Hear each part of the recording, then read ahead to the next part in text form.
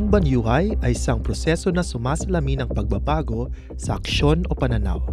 Halimbawa ay kung nagpapalit ng pinuno ang pamahalaan o kaya ay binabago ang makalumang paniniwala o ideolohiya.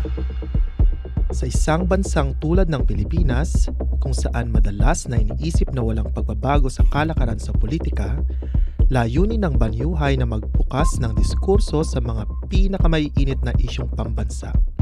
Ang programang ito ay nakatuon sa pagbibigay ng mga sariwa at makabuluhang pananaw na maaaring magbunsod ng pagbabago sa ating kamalayang sosyo-politikal.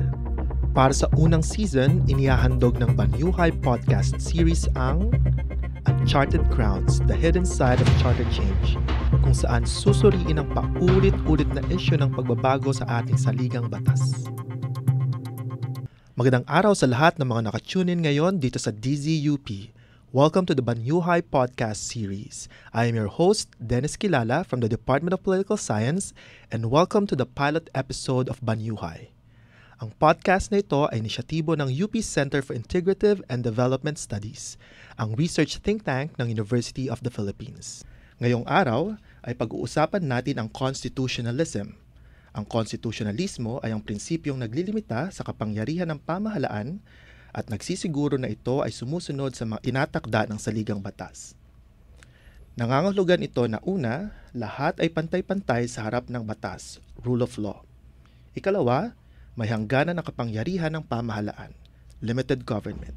Ikatlo, hinahati-hati ang kapangyarihan sa iba't ibang sangay para maiwasan ang abuso, separation of powers. At ikaapat, pinoprotektahan ang mga pangunahing karapatan ng mga mamamayan, protection of fundamental rights. Para talakayin ang mga ito, makakasama natin ngayon si Professor Dante B. Gatmaytan mula sa UP College of Law. Siya ay ang George A. Malcolm Professor of Constitutional Law sa Universidad ng Pilipinas College of Law. Nagtapos siya ng BS Legal Management mula sa Ateneo de Manila noong 1987 at ng Law mula sa Universidad ng Pilipinas noong 1991. Nagtapos din siya ng master degrees mula sa Vermont Law School at sa University of California, LA. Si Professor Gatmaytan ay sumusulat tungkol sa ugnayan ng batas at politika. Ang kanyang mga artikulo ay nailathala na sa University of Pennsylvania Asian Law Journal, Asian Journal of Comparative Law, Harvard Women's Law Journal at marami pang iba. Kabilang sa kanyang mga aklat ang Legal Method Essentials, Local Government Law and Jurisprudence, at Constitutional Governance in the Philippines, Principles and Structures. Siya rin ay naglingkod bilang pinuno ng Information and Publication Division at bilang direktor ng Institute for the Administration of Justice ng UP Law Center. Siya ay kasalukuyang miyembro ng Corps of Professors ng Philippine Judicial Academy. Welcome po sa Banyuhay, Professor Gatmaytan. Kamusta po kayo? Mabuti naman, Dennis. Maraming salamat at imbitahan niyo ako dito sa inyong talakayan. Ito ata yung unang episode. Ito po ang unang-unang episode, sir. Kaya napakapalad po namin na kayo ang aming unang resource speaker po. Okay, salamat. Sige po, sir. Sir, madami pong usapan tungkol sa pagbabago ng saligang batas at isa po kayo sa ilan sa mga nagsusulat tungkol dito. Partikular na po dun sa ideya nga ng constitutionalism. Siguro po para po sa ating mga nakikinig, maaari niyo po bang ipaliwanag kung ano ang ideya ng constitutionalism? Okay. Kaya nung nabanggit mo kanina, nung huli kong tinutukan tong constitutionalism, meron siyang dalawang sanga. Yung isa, yung sinabi mo kanina na rule of law. At sa ilalim ng rule of law po, ang ibig sabihin nito ay walang sinumang tao na hindi covered ng batas. Apa. Kahit sino ka pa. Ay, magandang example yung sinasabi ng presidente kanina na kahit yung vice-presidente po, kailangan managot dun sa kanyang mga sinasabi. That's what we mean by no one is above the law. At yung pangalawang mahalagang sanga, ito naman ang yung pag-alaga sa mga basic or fundamental rights ng bawat Pilipino. So tama ka, Dennis, no? It's a limitation doon sa kapangyarihan ng pamahalaan. At isa siyang feature ng maraming saligang batas sa buong mundo dahil iniiwasan natin yung pang-aabuso ng ating mga officials. Kaya nakalagay talaga sa ating mga saligang batas kung paano sila mananagot at kung ano yung mga karapatan ng taong bayan na dapat nilang alagaan. Professor, pagdating po dito sa constitutionalism, bakit po napaka-importante nito pagdating doon sa mga panawagan na baguhin natin ang ating saligang batas? Meron kasing debate sa academia, no? May mga nagsasabi na mayroong mga provisions ng Constitution na hindi mo maaaring baguhin. At mayroong mga nagsasabi na kahit anong provision pwede mong baguhin. Na mahalaga yan kasi doon sa mga nagsasabi na hindi dapat baguhin lahat ng provision, yun yung mga nag-aalala na tanggalin yung mga konsepto katulad ng constitutionalism. So ang sinasabi nila, dahil maraming paraan kung paano tayo mag-aaring mag-chacha, may mga bagay na hindi dapat tanggalin. Isa na ako dyan. Tingin ko talaga kahit anong, may concept ng tawag dito, parang paradox, pero ang tawag na dito, unconstitutional constitutional change. So sa maraming bansa po, may mga binabago sa Constitution na maaaring review ng Korte Suprema at i-strike down kasi hindi siya consistent with yung principles ng dating Constitution. So, issue yan kasi sa atin, walang bawal eh. At mayroong there's always a chance, no, na maaaring tanggalin yung mga karaban ng mga tao, bawasan, o pahirapan ng taong bayan pag gusto nating manugot yung ating mga opisyales. So hindi siya yung palit ng chacha, delikadong usapan niya, no? Kasi it can change yung basic concepts like protecting yung human rights na ating lahat. Kapag ganito po yung usapan ng constitutionalismo, lalong-lalo na po yung parte na sinabi nyo na unconstitutional constitutional changes, siguro po, ano po ba yung dapat na magiging mensahe nito doon sa mga gustong magbago, no, ng saligang batas? Okay. I think ito nagiging ito yung dahilan kung bakit yung mga gusto magpalit ng saligang batas, ine-emphasize din na ngayon yung economic provisions lang daw. Kasi yung dahil sa ating experience nung panahon ni Marcos, ang naging traumatic yung pagpalit ng 1935 Constitution na naging 1973 para sa hindi nakakaalam kasi po walang sinundan na proseso yung gobyerno ni Ferdinand Marcos. Kasama ng mga 15-year-old, sabi niya mag-barangay assembly, walang balota, walang COMELEC. Tinanong lang niya kung sang-ayon kayo sa bagong saligang batas. At dahil panahon ng martial law yun, siyempre, nagtaasan na kamay yung ibang tao dyan. Pero wala talagang proof na all throughout the country ay sinangayunan nila yung bagong constitution. So, ang mga maingat ngayon yung mga gusto magbalit ng constitution, gusto lang ipalabas na economic provisions lang ang kailangan baguhin at pinapalabas nila na ito yung dahilan kung bakit hindi pumapasok halimbawa ang mga foreign direct investments para ma-justify ito. So, the rest of us are worried na pag once sinimulan mo yan, once binuksan mo yan, maaari mo nang baguhin kahit anong provision ng Constitution. Kahit ano pang sabihin nila, hindi po yan nagsasabi ng totoo. Sorry.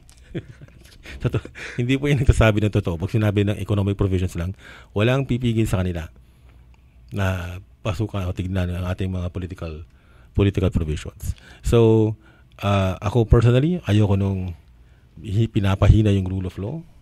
Ayoko yung pinapahina yung mga fundamental na karapatan ng mga Pilipino. Dapat yan yung mga binabantayan.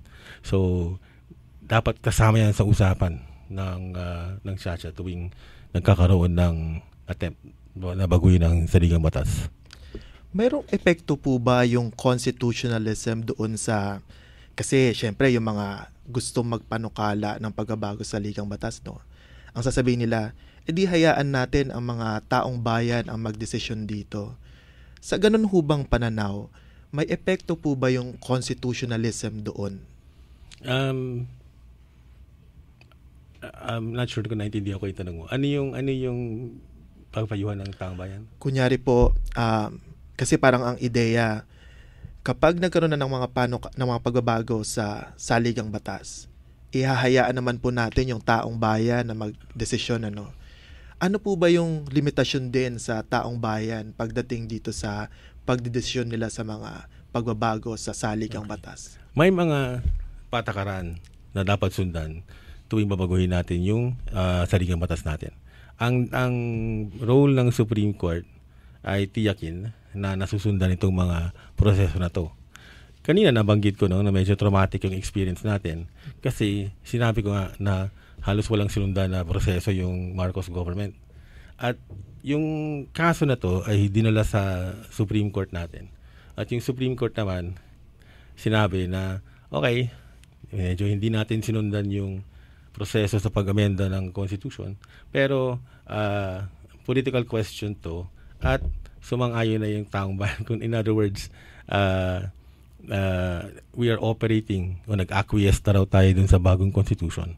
Kaya naman yan yung isa sa mga pinakamasagawang desisyon ng Supreme Court kasi lantaran ng hindi sumunod sa proseso, that's enforced pa rin ng Supreme Court. Sabi pa rin ng Supreme Court, wala tayong magagawa dyan. Political question yan. So, yeah, tama ka in the sense na meron danger. At hindi lang theoretical, no? Kasi nakita na natin yan kung paano maaaring tumulong yung Supreme Court dun sa political agenda ng administration. So, kung ang tanong mo ngayon ay umuo naman yung taong bayan, I have to make sure, no? Dapat kung ako yung Korte Suprema, dapat kong tiyakin na sumang-ayon nga yung gobyerno sa pag-amyenda ng Constitution, or else kung may mga kung hintay sumusunod dun sa proseso, pwedeng i-strike down yan ng Korte Suprema na nangyari halimbawa nung time ni Macapagal Arroyo. So minsan klaro talaga nasusunod-sunuran lang yung Supreme Court doon sa gusto ng gobyerno. Minsan naman dahil ayaw nilang maulit yung nangyari nung sa Marcos regime, they stand their ground. Mali yung proseso. Hindi ganyan mag-amenda ng Constitution and they will say, walang bisa yan.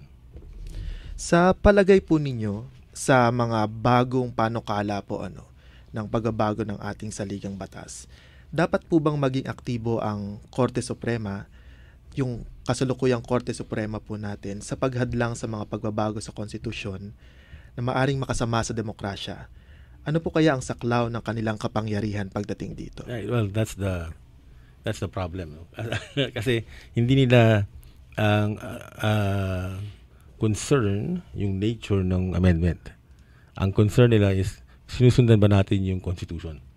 At maasahan lang natin sila. I think maasahan natin yung mga justice natin na siguraduhin, despite our experience in the past, na susundan yung proseso sa pag-amenda ng saligang batas.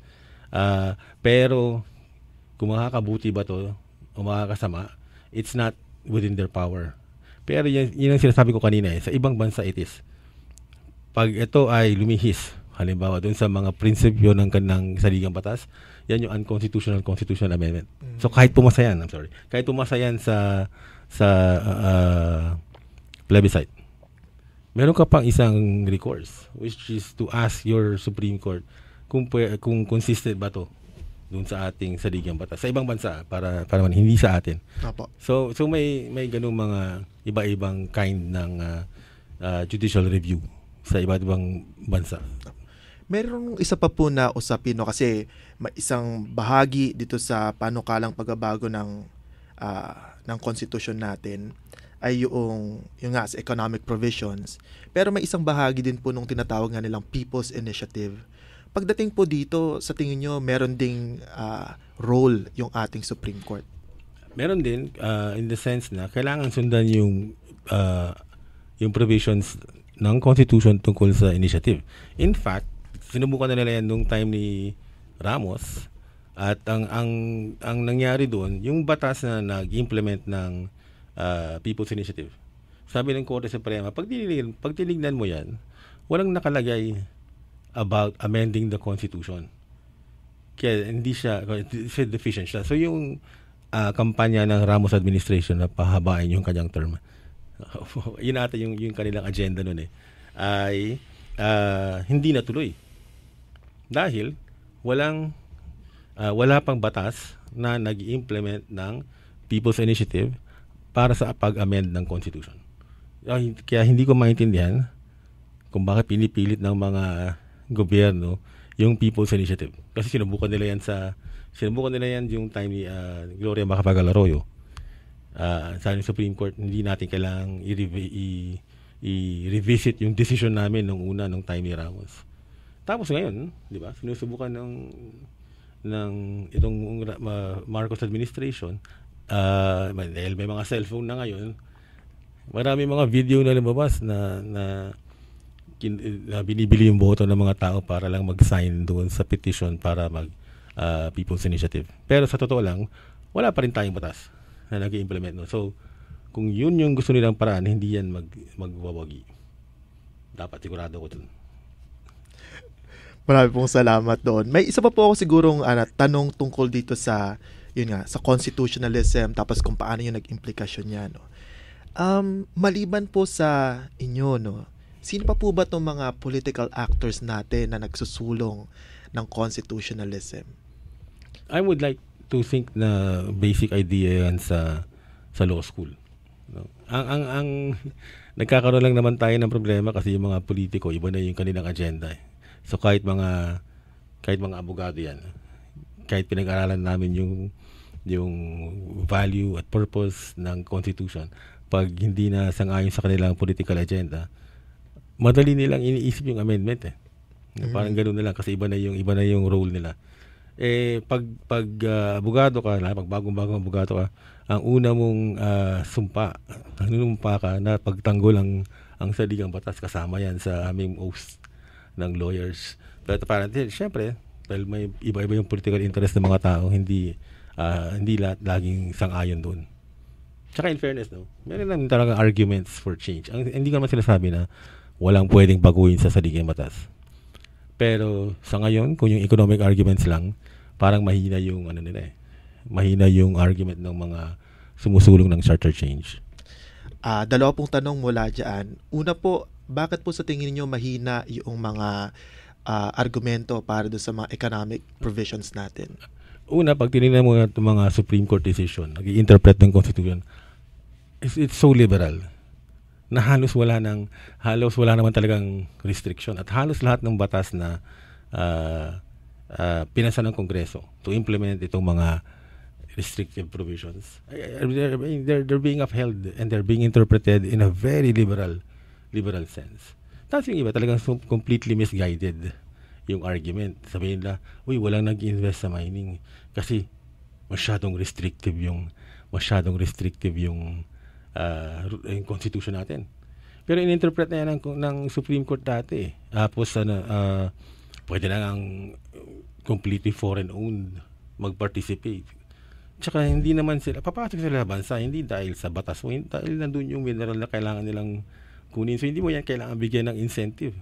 Papasok yan. Yung mga ganong argument ba na nakaka-insulto sa intelligence ng mga tao. Kasi halatang niloloko mo lang eh. So, fine, kung meron ka magandang economic argument, pag-usapan natin. Pero kung yun lang yung sinasabi nyo, huwag na tayo mag-usap. Tapos sir, may isa din kayong naisulat tungkol doon sa, kunyari, gusto nga niyong baguhin yung mga economic provisions. Tapos, mukhang because of constitutionalism, because of some of the fundamental rights, maaring magkaroon siya ng problema sa mga IP rights. Maaari niyo po bang i-discuss din ito para sa ating mga nakikinig? Okay. Magandang tanong yan. Kasi itong very, very significant po yung paglagay ng mga karapatan ng katutubo sa ating saligang batas. Dahil tayo ay naging colony ng Kastila at ng Estados Unidos, yung mga policy po nito mga bansang ito ay sa pagkuha ng natural resources nitong mga katutubo at assimilate daw sa kultura ng mainstream na Pilipino.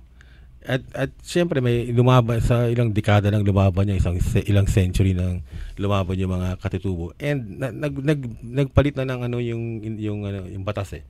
We have now ideas like self-determination. Hindi na tayo yung magsasabi sa katutubo kung paano sila dapat umunlad. Sila yung may karapatan na magsabi kung paano sila uunlad. Ngayon, dahil sa mga campaign ng mga katutubo, bunga na rin ng ibang policies ng Marcos administration. Kung naalala niyo yung Chico River Dam, magtatayo ng dam, lulunurin yung ancestral domain ng mga katutubong Igorot. Nilagay ngayon sa saligang batas na mayroon silang karapatan. Nilagay sa saligang batas yung concept ng ancestral domain. At meron ang batas, yung IPRA, na nag-i-implement itong mga constitutional provisions. Kung bubuksan mo yung Constitution, pwede nang baguhin lahat yan. And that's the problem, no? Kasi yung kanina, pinag-usapan natin yung protection of fundamental rights. Pwede nang tanggalin lahat yan. Pwede nga nilang i-water down yung rights sa environment natin, eh. Wala pong isasanto. I mean, there's nothing to stop them from scaling back doon sa mga provisions na nilagay natin sa 87 Constitution, na kung alam niyo po ay kumikilala sa karapatan ng nakakatanda, ng kababaihan, ng katutubo, ng kalikasan. Very, very progressive siya, no? Nung time ng 80s. And pwede pong mawala lahat yan in the name of economic growth. Kung sisisihin nila yung mga katutubo, pwede nang tanggalin yung mga rights ng katutubo sa ancestral domain nila. So, delikado po yan for marginalized groups. Tapos siguro sa inyo pong opinion, Professor Gatmayta, no? Una po, nakikita natin na sa kaso na yan, delikado. Pero ikalawa po ba, maaari ding sabihin na isa po ba itong halimbawa ng unconstitutional na pamamaraan na gustong baguhin ng Constitution? Just in case. Kunyari pag-questionin ito. Kasi nga, yun yung thesis ko, eh. I think I'm the one who forwarded yung idea na pag i-weaken mo papahinain mo yung constitutionalism, that is one form of an unconstitutional amendment. So, hindi dapat yan bigyan ng bisa. If may ganung kapangyarihan yung ating Korte Suprema. Pero sa ibang bansa, that would be a valid argument. In fact, na-cite na nga yung idea na yun sa isang African case, kaya lang iba daw yung batas nila. So, exactly the kind of danger na I was worried about. Tapos yun din yung idea ko na dapat yung mga ganyang klaseng pagbabago maaaring harangan ng taong bayan through the Supreme Court. Tapos sir, dun sa nabanggit nyo nga po kanina, no? Yung ikalawang tanong ko po siguro ay doon nga sa parte ng ano po yung mga kinakailangan namang sa tingin nyo na baguhin sa ating saligang batas? Okay. Actually, marami, no? I think yung party list system is a mess. Kailangan, I think, we to restrict it sa marginalized groups. I think pwedeng baguhin yung selection ng justices na tignan mo kasi yung sistema natin may JBC tayo. It's actually dominated by the executive branch. So in practice, kahit sinong gusto ng presidente napapasok sa shortlist ng JBC. Yung mga ganyan yung gusto kong baguhin, not the fundamental rights. If anything, dapat dagdagan nyo yung protection sa fundamental rights. Pero aminin ko, meron talaga tayong problema sa mga judicial selection. Meron talaga tayong problema sa pag-discipline ng Supreme Court. I think pwedeng i-temper kasi pwede kang i-suspend indefinitely, mga ganun ba? I think we should put constitutional limits on those things. Maraming pwedeng baguhin. Pero kung, kada merong attempt sa constitutional change, tignan mo agad, term limits agad yung, di ba? Hindi nila they cannot even hide it. Ngayon, natutunan sila. Kasi puro economic arguments ang ina-advance sila. Pero, sabi ko nga kanina, pag binuksan mo na yung proseso na yan, pwede na baguhin yung political provisions. Di ba? Even si Gadon has already made that suggestion na bakit mo ililimit sa economic provisions. So, ganyan, maraming politika. Let's see what happens. May mga suggestions po ba kayo na yung maayos, maganda na pagkapalit ng saligang batas? No, Professor? Okay naman yung mga proseso natin. The idea is, hindi dapat ganun kadali magbago ng constitution.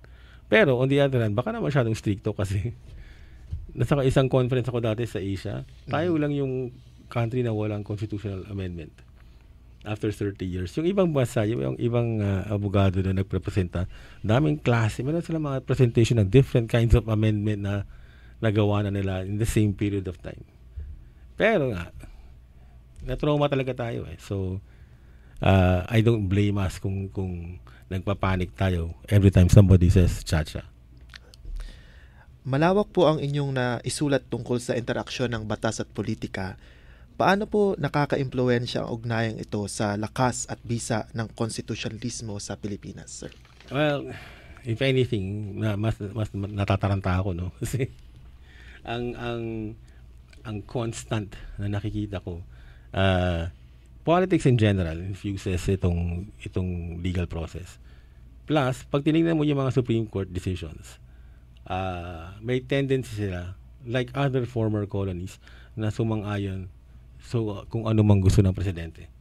Hindi kasi yung design na inadapt natin. Kinopya natin to sa Estados Unidos.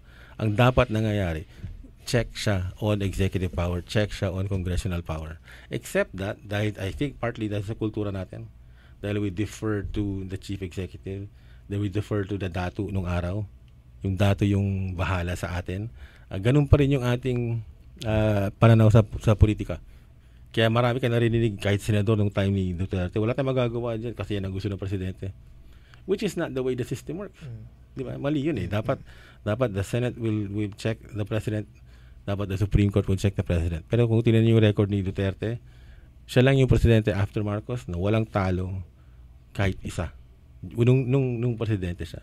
Which is ridiculous kasi wala siyang, the way na nilait-lait niya yung constitution, you would think kung may matatalo siya.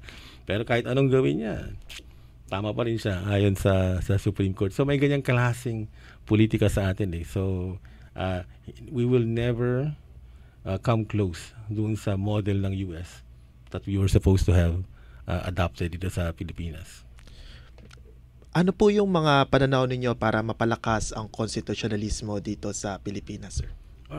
Hirap eh. Pinakamahirap na. Ilang mga practical para sa ating mga mamayan, sa ating mga... This one is basic education talaga eh. Kasi yung idea na yung presidente ang pinaka powerful na figure, I never agreed with that. Especially after yung 87 Constitution. Kasi nga nilagyan natin ng sobrang daming provision para humina yung presidente. Bunga ng ating experience sa Marcos regime. Kaya ang haba-haba ng saligang batas natin ngayon eh. Kasi ang daming yung mga loophole na ginawa ni Ginoong Marcos sinasara ng mga framers. Kaso kahit anong lagay natin doon, nananalo pa rin yung executive branch. Isang halimbawa lang very quickly yung martial law. Dami nating nilagay na restrictions. Pero ngayon, if you read yung mga decisions ng Supreme Court, parang mas madali pang mag-declare ng martial law ngayon. Kaya nung time ni Marcos. Yan yung mga irony sa ating legal system. Huli na po, ano po yung mensahe ninyo sa mga nagsusulong ng pagbabago sa ating saligang batas? You have to be honest, please lang. Ano ba talaga yung pakay ninyo? Kung totoong kabutihan ng Pilipino iniisip nyo, then by all means, go ahead. Pero kung yung interest nyo lang, yung inyong tinutulak, di ba, huwag nyo nang lokohin yung Pilipino, yung taong bayan, kasi we've been through so much. Okay? And sa ngayon, I think ang trabaho ng politiko is to regain yung trust ng voter eh. No? Kasi parang wala na kayong limits. Tulad lang dynasty, pinagmamalaki yung buong angkan ninyo. Tatakbo. Hindi mo nakikita ng mali doon. Ako quickly na. May kausap akong University of Makati official. Yung unang sentence niya, I have served under 4 B-Nice. Inisip ko kagad, di ba may mali dun sa sentence? So, ano nakikita mong mali dun? Tapos ngayon, they're expanding to Taguig. Parang, I think we have to understand yung basic premises ng good governance eh. Kung bakit dapat nagagalit tayo sa dynasty, kung bakit nagagalit tayo sa extension ng term limits. Pero parang hindi klaro sa atin kung bakit may mga ganong prinsipyo na nakalagay dun sa saligang batas. Maraming pong salamat doon. Ako siguro meron po akong mga 3 take-away doon sa ating pag-uusap ngayon. Unang-una po yung importansya ng konstitusyonalismo, lalong-lalo na sa konteksto ng pagbabago ng saligang batas. Siguro kung tama po yung pagkakaintindi ko sa inyo, kung magkakaroon man ng pagbabago sa saligang batas, ito yung mas magdadagdag pa sa konstitusyonalismo at hindi magbabawas sa konstitusyonalismo. Ikalawa, Yung mga nagsusulong po nito ay dapat maging bukas doon sa kanilang mga intensyon. At ikatlo siguro para sa ating mga mamamayan, napaka-importante na matutunan nila yung politika, yung batas, kasi bilang mga mamamayan, hindi lang dapat to siguro iniiwan sa mga mas nakakaalam sa batas o nag-aaral sa batas. Maraming salamat po, Professor Gatmaytan, para sa inyong mga pananaw ukol sa ating konstitusyon at inyong pagpapaliwanag sa konsepto ng konstitusyonalismo. Malaking tulong ang mga pananaw na ito sa pag-iisip tungkol sa Chacha at pagpili natin para sa nalalapit na halalan. Dito na po nagtatapos ang episode na to. Ako po si Dennis Kilala. Maaari ninyong bisitahin ang ating website sa cids.up.edu.ph o ang aming official Facebook page, facebook.com/UPCIDS. Marami pong salamat sa pakikinig. Magandang araw.